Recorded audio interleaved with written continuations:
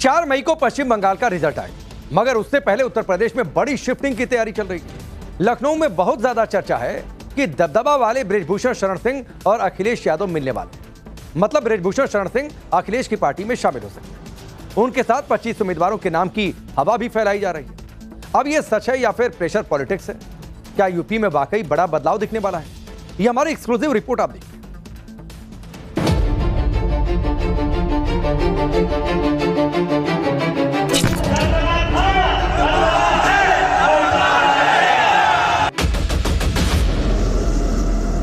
पूर्व सांसद जी और हमारे गोंडा के नेता जो रहे, हमारे साथ भी रहे।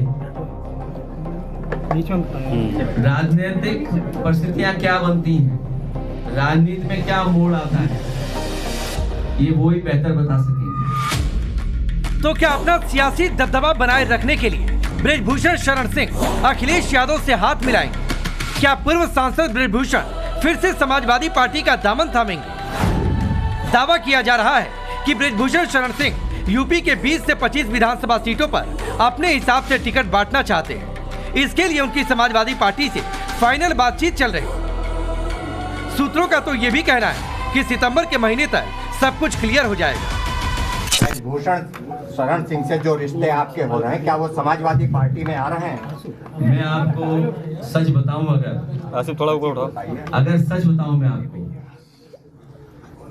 पीडीए के लोग इतने तैयार हैं भारतीय जनता पार्टी की सरकार में कि सब कुछ छोड़ना चाहते हैं। पीडीए के लोग इतने पीड़ित हैं, दुखी हैं, अपमानित हो रहे हैं वहाँ। और ऊपर उठाओ थोड़ी सी। जहाँ आपने उन पूर्व सांसद जी और हमारे गोंडा के नेता जो रहे, हमारे साथ भी रहे। राजनीतिक परिस्थितियां क्या बनती हैं, राजनीति में क्या मोड़ आता है, ये वो ही बेहतर बता सकेंगे। जिस मोड़ पर बृजभूषण शरण सिंह की सियासी गाड़ी आ पहुंची है, वहां से अखिलेश यादव के संकेत एकदम साफ है। अब सवाल है कि जिस तरह के सुर अखिलेश और बृजभूषण के मिल रहे हैं, क्या वो मंचों पर भी एक साथ दिखाई देंगे?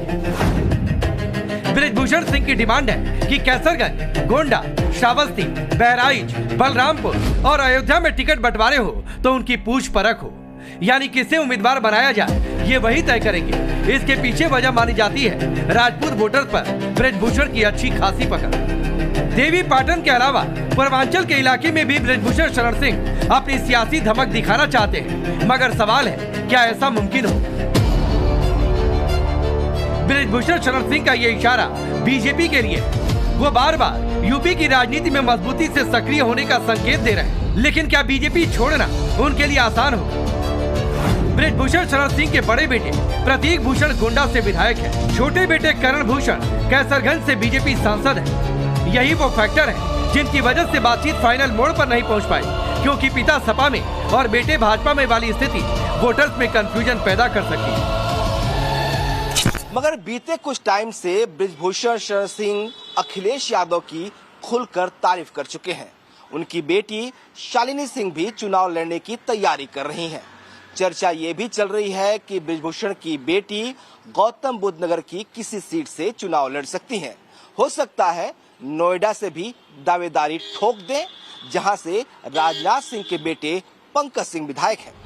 कुछ दिन पहले जब नोएडा में मजदूरों का प्रदर्शन हुआ तो बृजभूषण सिंह की बेटी की सक्रियता नजर आई। जानकार मानते हैं अगर बीजेपी से शालिनी सिंह को टिकट नहीं मिला तो समाजवादी पार्टी से भी मैदान में उतर सकती हैं। हालांकि इसके लिए बृजभूषण को औपचारिक रूप से सपा में एंट्री लेनी पड़ेगी। आपने 27-29 में ये कहा कि अगर हम बाहर लगते हैं तो हम 27-29 में अपनी हैसियत बता देंगे, क्या कहने का मतलब? उसका भाव समझिए, तो बोलना था बोल गए, अब उस पर चर्चा चल रही है, बहस हो रही है। बृजभूषण शरण सिंह को असंतोष इस बात का है कि बीजेपी ने 2024 में उनके भाव को नहीं समझा।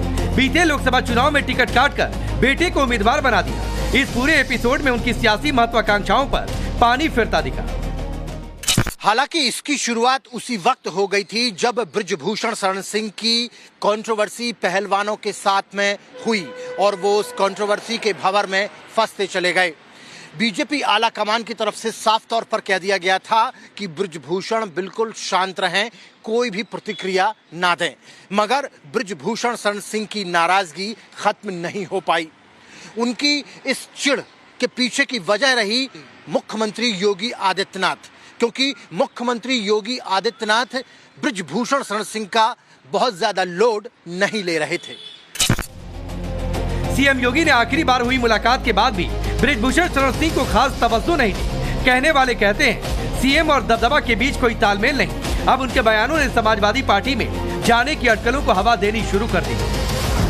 हालांकि जानकारी से बृजभूषण शरण सिंह की प्रेशर पॉलिटिक्स भी मानते हैं। सूत्रों का दावा है वो बीजेपी के नए बनने वाले संगठन में अपनी एंट्री चाहते हैं, इसीलिए बार बार 3 साल पुरानी स्क्रिप्ट को दोहराते हैं। बृजभूषण शरण सिंह को समाजवादी पार्टी अपने लिए अवसर की तरह देख रही। अखिलेश यादव को लगता है अगर बृजभूषण का राजपूत फैक्टर काम कर गया तो 2027 में बड़ा गेम चेंजर साबित हो सकते हैं, क्योंकि 2022 में बीजेपी ने गोंडा की सभी 7 सीटों पर कब्जा किया था। बहराइच में बीजेपी 4 पर जीती, 1 सीट बीजेपी की सहयोगी अपना दल को मिली, जबकि 2 पर सपा ने जीत हासिल की।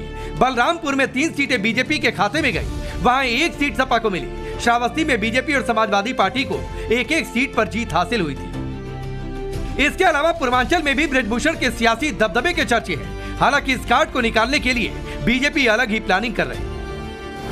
रघुराज प्रताप सिंह और राजा भैया को क्षत्रिय नेता के तौर पर अहमियत दी जा रही। आने वाले दिनों में धनंजय सिंह की सक्रियता को लेकर भी दावे किए जा रहे हैं। जानकारों का मानना है कि भले ही राजा भैया और धनंजय सिंह को लेकर बीजेपी में स्थिति स्पष्ट नहीं, मगर योगी इसे बहुत हद तक अपने फायदे के तौर पर देखते हैं, क्योंकि इन दोनों की वही लाइन है जो योगी आदित्यनाथ की हिंदुत्ववादी इमेज है। हम लोग मजहबी आरक्षण का सदैव विरोध करते रहे हैं और विरोध करते रहेंगे।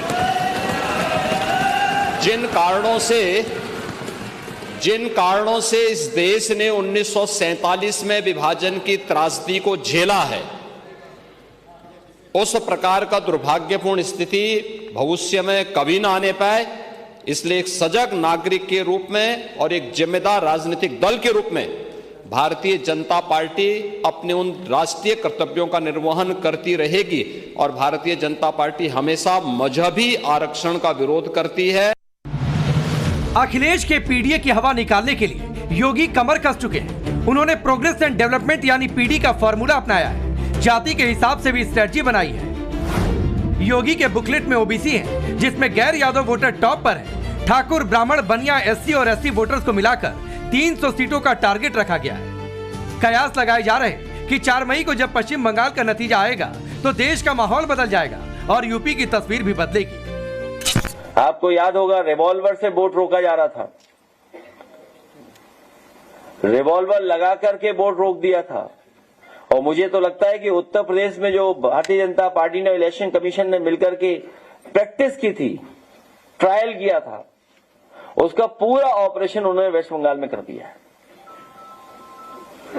और पूरा पैरेलल स्ट्रक्चर क्रिएट किया है सेंट्रल फोर्सेस का।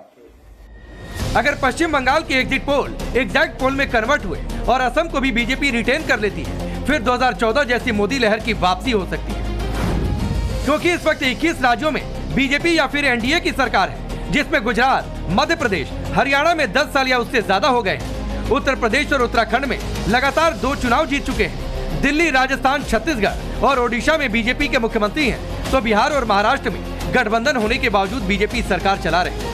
गोवा में बीजेपी तो आंध्र प्रदेश में एनडीए सरकार है। पूर्वोत्तर के राज्यों में असम, अरुणाचल प्रदेश, मणिपुर, त्रिपुरा और मेघालय में बीजेपी का दबदबा है, जबकि सिक्किम, पुडुचेरी और नागालैंड में एनडीए का कब्जा है। माना जाता है कि देश के करीब 70% भूभाग पर भगवा है और 92 करोड़ लोगों को बीजेपी या एनडीए सरकारें चलाती हैं। इससे पहले 2018 में बीजेपी 20 राज्यों में सत्ता के शीर्ष पर थी। यानी एक बार फिर ब्रांड मोदी मजबूत हो रहा और यही विरोधियों को परेशान कर रहा है।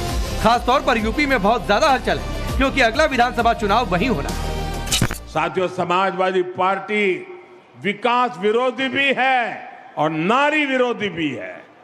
अभी बीते दिनों देश ने एक बार फिर सपा और कांग्रेस जैसी पार्टियों का असली चेहरा देखा है।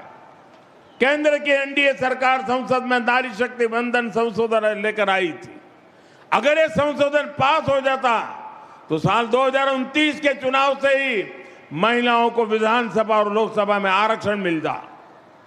बड़ी संख्या में हमारी माताएं, बहनें सांसद, विधायक बनकर दिल्ली, लखनऊ पहुंचती, वो भी किसी और वर्ग की सीटें कम हुए बिना। लेकिन सपा ने इस संशोधन बिल के खिलाफ वोट किया। महिला आरक्षण बिल गिरने के बाद प्रधानमंत्री मोदी मुखर हैं और अखिलेश परेशान। परेशानी इसलिए भी बढ़ी है क्योंकि उत्तर प्रदेश में महिलाओं का वोट बीजेपी को जाता रहा है। 2022 में बीजेपी को महिलाओं का 48% वोट मिला था, जबकि समाजवादी पार्टी के खाते में 32% ही गया था। अगर सहयोगी कांग्रेस का भी मिला दिया जाए तो 35% बनता है और ये आंकड़ा अखिलेश के मन मुताबिक नहीं। इसीलिए इक्का दुक्का अपराध और मजदूरों के प्रदर्शन को हवा देने की कोशिश करते हैं। मगर योगी लखनऊ में सजग और सख्त है। जो लोग समृद्धि के विरोधी हैं, विकास के विरोधी हैं, वे नहीं चाहते कि उद्योग चले।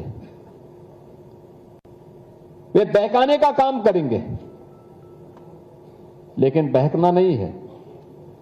मोदी की पैन इंडिया लोकप्रियता और योगी की यूपी में इमेज, इसके बदले में अखिलेश का पीडीए, इनकी तुलना बेमानी सी लगती है। शायद इसीलिए मन को भरमाने के लिए बृजभूषण शरण सिंह का शिगुफा छेड़ा है, जिन्हें बीजेपी एक बार 2007 में पार्टी से बाहर का रास्ता दिखा चुकी है और अखिलेश 2009 में लोकसभा का टिकट दे चुके हैं। बृजभूषण को लगता है कि वो 2029 में सांसद बन सकते हैं, लेकिन किस उम्मीद के साथ? क्या सिर्फ यही दावा काम करेगा?